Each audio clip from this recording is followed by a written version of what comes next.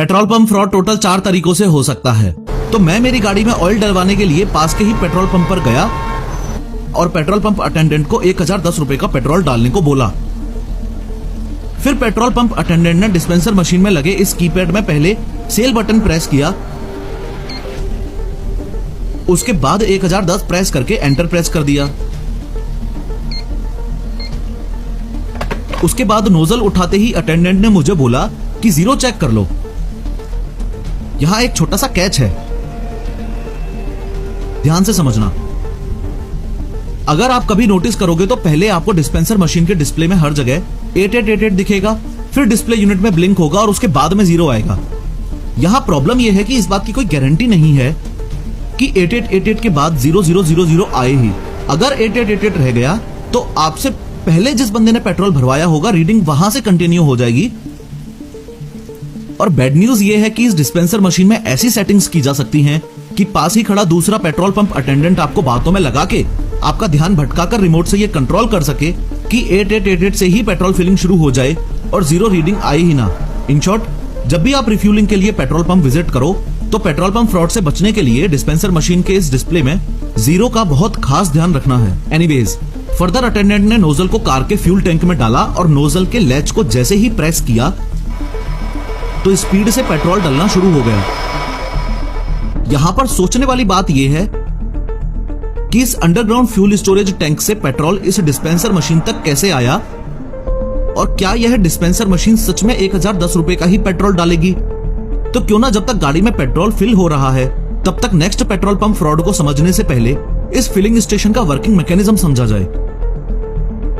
Petrol pump काम कैसे करता है ये समझने के लिए पहले आपको यह समझना होगा कि यहां लगी मशीन्स आपस में कैसे कनेक्टेड रहती हैं। ये जो डिस्पेंसर मशीन आप देख रहे हो ये इलेक्ट्रिसिटी से चलती है। डिस्पेंसर मशीन पास में ही बने इस अंडरग्राउंड फ्यूल स्टोरेज टैंक से पाइपलाइन के थ्रू कनेक्टेड रहती है। इस पाइपलाइन से पेट्रोल स्टोरेज टैंक से मशीन के नोजल तक आता है। पेट्रोल को स्टोरेज टैंक से डिस्पेंसर मशीन तक पहुंचाने का काम कंट्रोलर रूम में लगे इस आइसोट्रोल बॉक्स का है। आइसोट्रोल बॉक्स वायर से डिस्पेंसर मशीन और फ्यूल स्टोरेज टैंक में लगी इस एसटीपी नामक डिवाइस से कनेक्टेड रहता है।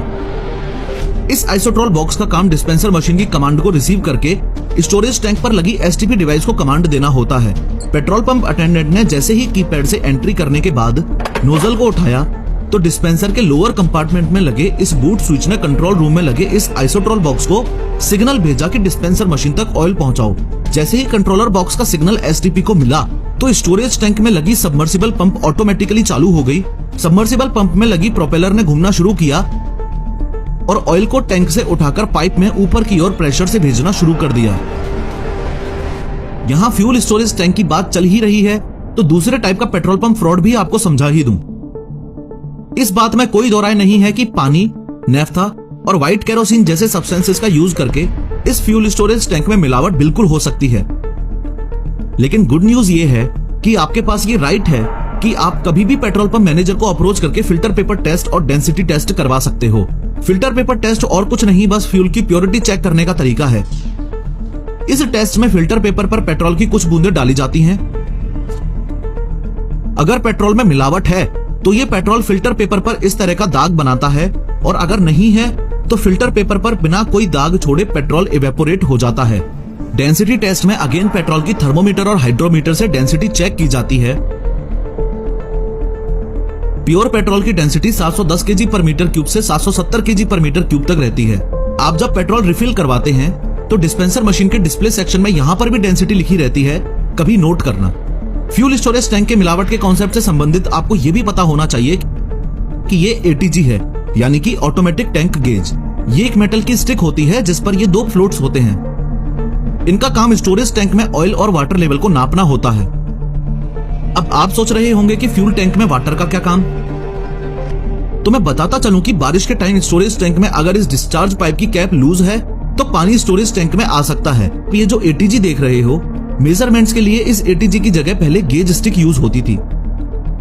गेज स्टिक से सिर्फ मैनुअली मेजरमेंट किया जा सकता था। जब गेज स्टिक यूज हुआ करती थी उस समय गवर्नमेंट को यह पता नहीं चल पाता था कि इस पर्टिकुलर पेट्रोल पंप के स्टोरेज टैंक में सिर्फ प्योर पेट्रोल ही है या किसी प्रकार की मिलावट कर रखी है। लेकिन अब पेट्रोल पंप ओनर मिलावट नहीं कर सकता क्योंकि यह एटीजी इस स्टोरेज टैंक में फ्यूल और वाटर लेवल का डेटा पेट्रोलियम कंपनी के सर्वर पर अपडेट करती रहती है। फिर यह पेट्रोल आगे बढ़ता हुआ इस डिस्पेंसर मशीन के बॉटम पार्ट में आ जाएगा। यहां बॉटम पार्ट में ये शेयर वाल्व होता है। फ्यूल यहां से होता हुआ इस फिक्सेबल पाइप में आ जाएगा, फिर आगे इस फिल्टर में जाएगा, फिर आगे इस आयरन पाइप में जाएगा, उसके बाद इस असेंबली में आ जाएगा। तीसरे फ्रॉड की बात करूं तो यह असेंबली एक इंपॉर्टेंट पार्ट है और इसका वर्किंग मैकेनिज्म समझो। याद है मैंने पेट्रोल पंप अटेंडेंट को 1010 रुपए का पेट्रोल डालने को बोला था।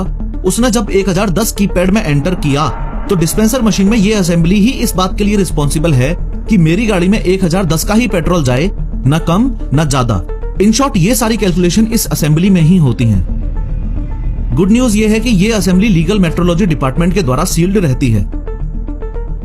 लेकिन बैड न्यूज ये है कि अगर किसी पेट्रोल पंप ओनर की लीगल मेट्रोलॉजी डिपार्टमेंट में पहचान है तो वो वहां से एक्सपर्ट इंजीनियर बुला के इस असेंबली के कैलकुलेशन प्रोसेस के साथ छेड़छाड़ करवा सकता है। दूसरे शब्दों में कहूं तो असेंबली में कुछ ऐसी सेटिंग्स करवा सकता है कि डिस्पेंसर मशीन दिखाए कि 1 लीटर पेट्रोल डाला है लेकिन पेट्रोल डले सिर्फ 800 ml ही। इस तीसरे फ्रॉड से बचने का तरीका यह है कि आपको अगर कभी भी ऐसा लगता है कि आपकी गाड़ी में पूरा पेट्रोल नहीं डाला गया है और आपके साथ फ्रॉड हुआ है, तो आपके पास ये राइट है कि आप पेट्रोल पंप मैनेजर से उनके पास रखे 5 लीटर के कैन में सेम नोजल से पेट्रोल फिल करवाकर चेक कर सकते हो कि आपके साथ कोई फ्रॉड तो नहीं हुआ है। एनीवेज, इस असेंबली से आगे बढ़ते हुए ये पेट्रोल सीधा सोलोनॉइड असेंबली में जाएगा। सोलोनॉइड असेंबली के बाद आगे बढ़ता हुआ इस पाइप में आ जाएगा और फाइनली इस ब्रेक अवे से गुजरता हुआ इस होस पाइप में आ जाएगा। फिर इसके आगे तो ऑब्वियसली आपको दिख ही रहा है कि होस पाइप से नोजल में आ जाएगा और नोजल से गाड़ी के पेट्रोल टैंक में। नोट करने वाली बात यह है कि चौथा फ्रॉड इस पूरे प्रोसेस से हटके डिस्पेंसर मशीन के इस ऊपर वाले पार्ट में होता था। डिस्पेंसर मशीन के ऊपर वाले पार्ट को पहले पेट्रोल पंप मैनेजर खोल सकता था। उसमें डिजिटल मीटर्स को मैनिपुलेट करने के लिए मालिशियस हार्डवेयर्स का इंस्टॉलेशन कर सकता था। फॉर एग्जांपल, डिजिटल मीटर में रीडिंग सुपर फास्ट होगी लेकिन गाड़ी में पेट्रोल नॉर्मल स्पीड से ही जाएगा, एक्सेट्रा। लेकिन फ्रॉड को रोकने के लिए गवर्नमेंट इंजीनियर्स ने डिस्पेंसर मशीन में कुछ एडवांस हार्डवेयर्स इंस्टॉल किए और अब डिस्पेंसर मशीन के अपर पार्ट को ओपन करने के लिए गवर्नमेंट इंजीनियर के पास ही एक ओटीपी जाता है। इन शॉर्ट, ये पेट्रोल पंप ओनर बिना उस ओटीपी के डिस्पेंसर मशीन के अपर पार्ट को ओपन करके अब मैनिपुलेट नहीं कर सकता।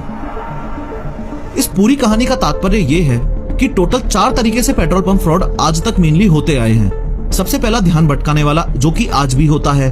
दूसरा, फ्यूल स्टोरेज टैंक में मिलावट, जो कि अभी एटीजी लगने की वजह से मुश्किल है।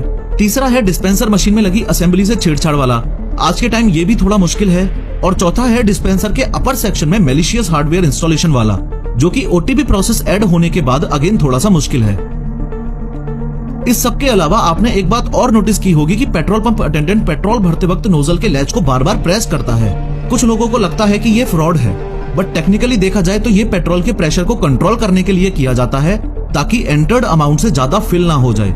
दूसरे शब्दों में बोलूं तो अगर डिस्पेंसर में लगी इस असेंबली के साथ छेड़छाड़ नहीं की गई है तो नोजल को प्रेस करने से अमाउंट ऑफ फ्यूल एंटर्ड में कोई भी फर्क नहीं पड़ेगा।